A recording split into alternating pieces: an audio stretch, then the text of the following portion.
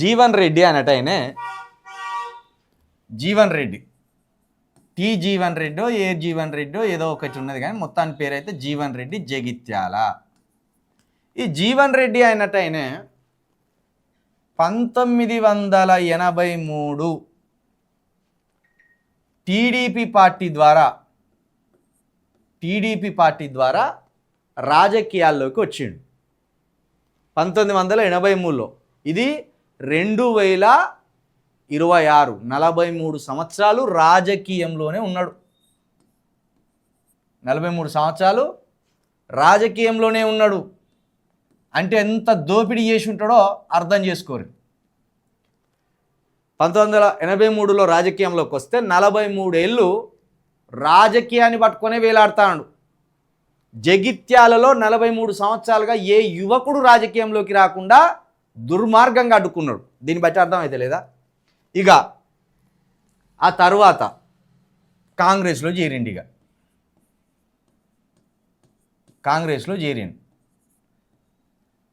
TDP నుండి నాదెండ్ల భాస్కర్ రావు గారితో జతగట్టి కొంత ఎన్టీఆర్ గారికి జలకిచ్చిండు. ఆ తర్వాత కాంగ్రెస్లో చేరిండు. ఇక 1994 నుండి కాంగ్రెస్లోనే ఉన్నాడు. కాంగ్రెస్లో ఓసారి ఓడిపోయిండు, ఓసారి గెలిచిండు, ఓసారి ఓడిపోయిండు, ఓసారి గెలిచిండు, ఇట్లా జరిగింది.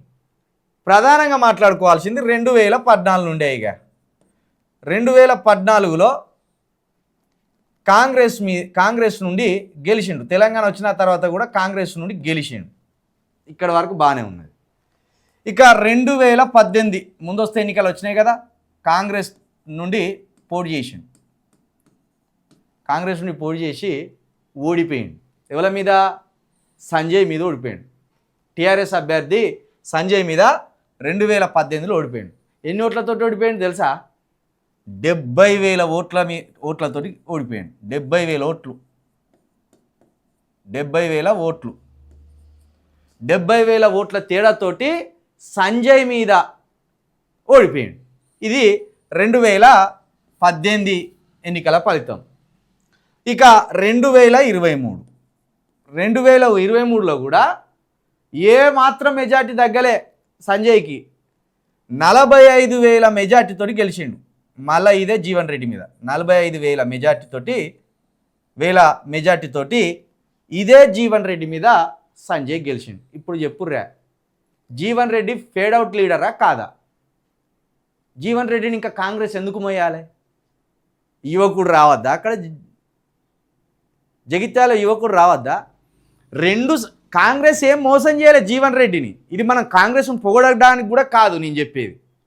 కాకపోతే కేసీఆర్ చెప్తున్న ఏతులు, బీఆర్ఎస్ పార్టీ చెప్తున్న ఏతులను మనం ఎండగట్టాలి. ఇక్కడ జీవన్ రెడ్డి గెలిచినోన్ని ఏం కాంగ్రెస్ మోసం చేయలే. నువ్వు 2018లో 70,000 ఓట్ల తేడాతోటి సంజయ్ మీద ఓడిపోయినా కూడా మళ్ళా అదే కాంగ్రెస్ పార్టీ 2023లో మళ్ళా టికెట్ ఇస్తే అదే మళ్ళీ బీఆర్ఎస్ క్యాండిడేట్ మీద 45,000 ఓట్ల తేడాతోటి ఓడిపోయాను. 2 సార్లు భయంకరమైన ఓటమి. గతంలో కూడా ఓడిపోయాను అనుకో, అది వేరే విషయం. కానీ ఈ వరుస 2018 నుండి 2026 మధ్యలో 2 సార్లు ఎన్నికల్లో సావు దెబ్బ తిన్నావు.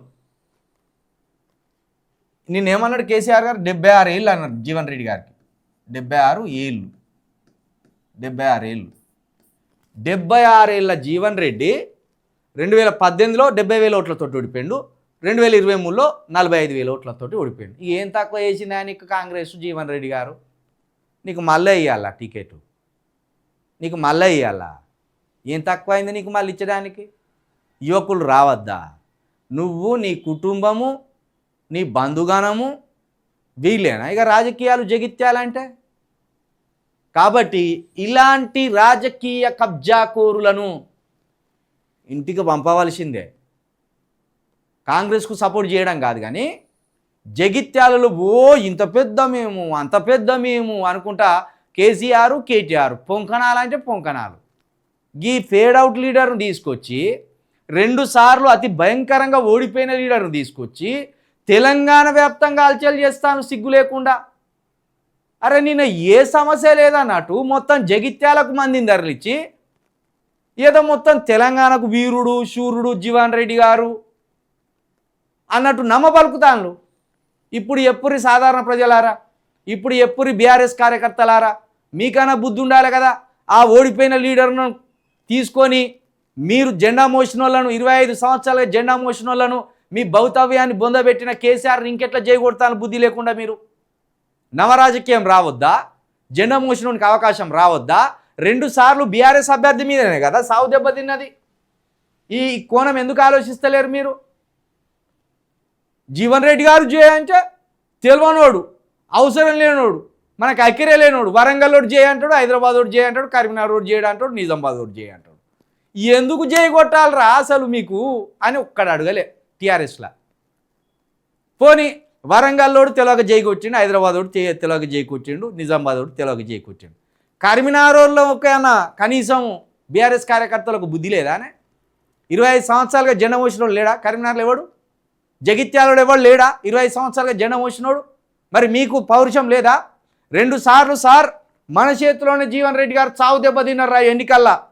సార్ అటువంటి జీవన్ రెడ్డిని తీసుకొచ్చి మళ్ళీ నెత్తి మీద పెట్టుకొని జీవనన్న నీ వెనుకనే నేను, నాకు 72 సంవత్సరాలు వచ్చినాయి జీవనన్న, మన ఇద్దరం కొట్లాడితేమే జీవనన్న, ఇప్పుడు పరుసు పూరగాళ్ళం ఎగిరి దునుకుతాం మనం.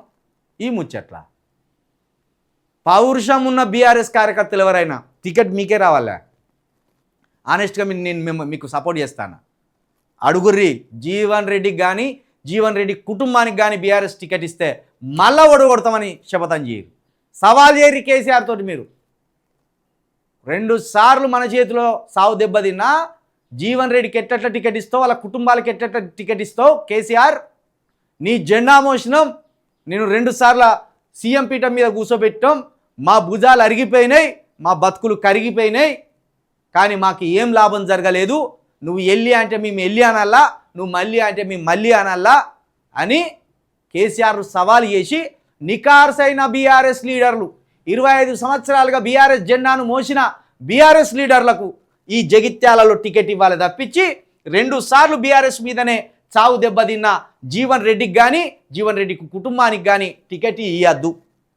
ఒక యువకుడిగా, రాజకీయం మీద అవగాహన ఉన్న యువకుడిగా, రాజకీయాలంటే ఆసక్తి ఉన్న యువకుడిగా, రాజకీయాలు మారాలనుకునే యువకుడిగా నేను ఇది చెప్తున్నా. ఈ పాయింట్ ఎవడన్నా జర్నలిస్ట్ మీకు చెప్తే చూడు. ఇలా మీరు మొత్తం అన్ని యూట్యూబ్ ఛానళ్ళల్లో రాజకీయ విశ్లేషణ చూస్తారు కదా, చూడు. ఈ పాయింట్ ఎవడన్నా చెప్తే నేను దేనికంటే దానుకుంటా. ఈ పాయింట్ చెప్పకుండా ఏమంటారంటే బీఆర్ఎస్కు మహాబలవంతుడు వచ్చిండే, బాక్సర్ వచ్చిండు బీఆర్ఎస్కి, లేకపోతే కాంగ్రెస్ను నిందించుకుంటా ఓడి చెప్తాడు, బీఆర్ఎస్ను పోడుకుంటా ఓడి చెప్తాడు. కానీ ఈ ఫేడ్ అవుట్ లీడర్ గురించి ఎవడు చెప్పాడు? 100% చెప్తున్నా, జీవన్ రెడ్డి గారు ఫేడ్ అవుట్ లీడర్. యువ రాజకీయాలకు బద్ధశత్రువు జీవన్ రెడ్డి గారు. యువ రాజకీయాలకు కేసీఆర్ గారు బద్ధశత్రువు. ఎందుకంటే యువకులకు అవకాశం ఇవ్వకుండా ఇంకా వృద్ధులే ఉండాలి రాజకీయంలో అని చెప్తున్నవాడు కేసీఆర్. యువ రాజకీయాలకు కేటీఆర్ కూడా భద్రశత్రువు. ఎందుకంటే జీవన్ రెడ్డి గారిని బీఆర్ఎస్లోకి సాధారణంగా కండువ కప్పి తీసుకొచ్చింది కేటీఆర్. సిగ్గుండాలిగా కేటీఆర్ గారు మీకు.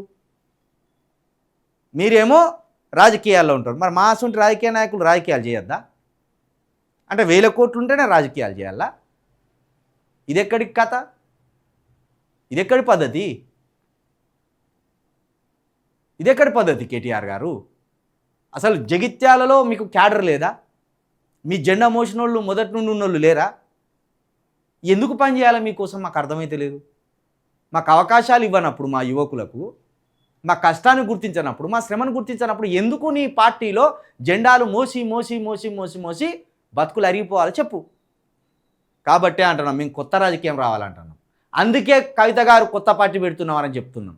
మీరు రాండి అని చెప్తున్నాం. జగిత్యాలలో కసిగా బీఆర్ఎస్ చేసిన ద్రోహం మీద, కాంగ్రెస్ చేసిన ద్రోహం మీద కసిగా ఉన్న యువకులు ఎవరు ఉన్నారో జగిత్యాలలో రారిచ్చేలో కవిత గారి పార్టీకి కొత్త జెండా ఎత్తుదాం, కొత్త రాజకీయం చేద్దాం. రాండి. ఫేడ్ అవుట్ లీడర్ని తీసుకొచ్చి నిన్న 20 కోట్లు ఖర్చు పెట్టి మేము ఇంత పాటు లీడర్లమని చెప్తానులా. ఎవడన్నా సభను పొగిడితే ఈ విశ్లేషణ చూడుర్రి. ఇప్పుడు మీ మైండ్ మారాలి. ఇప్పటికైనా ఈ కేసీఆర్ ట్రాప్లో పడద్దు, కేసీఆర్ బయటకు వచ్చారు ట్రాప్లో పడతాను. అరే ఓ 76 ఏళ్ళ వృద్ధుని 2 సార్లు ఓడిపోయిన తీసుకొచ్చి నిన్న నమ్మిచ్చిన మన అందరిని పిచ్చోళ్ళ లెక్క చేసి చూడు. ఇప్పుడు ఇవాళ ఈ నమస్తే తెలంగాణ పేపర్ చదువు చూస్తే పిచ్చోళ్ళు అయితే అన్న బుద్ధుండాలి. ఒక్కొక్క డిగ్రీ చదివిండు, పీజీలు చదివిండ్లు, పిహెచ్డీలు చేసిండ్లు. ఇంకా జీవన్ రెడ్డి కేసీఆర్ ట్రాప్లో పడితే మనకంటే వెర్రోళ్ళు లేరు, మనకంటే పిచ్చోళ్ళు లేరు.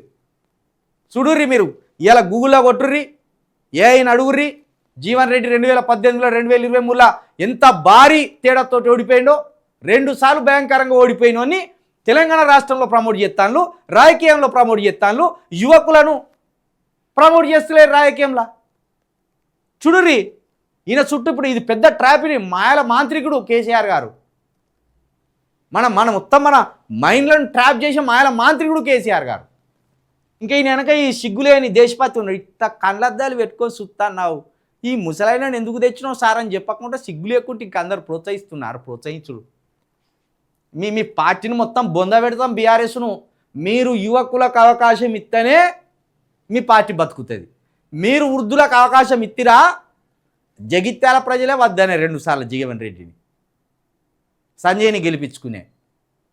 సంజయ్ మీద ఓడిపోయినాయన్నాడు, మీ పార్టీ మీద 2 సార్లు ఓడిపోయినాను మళ్ళీ తెచ్చుకుంటారు. మీరు బుద్ధి ఉండదు కనీసం.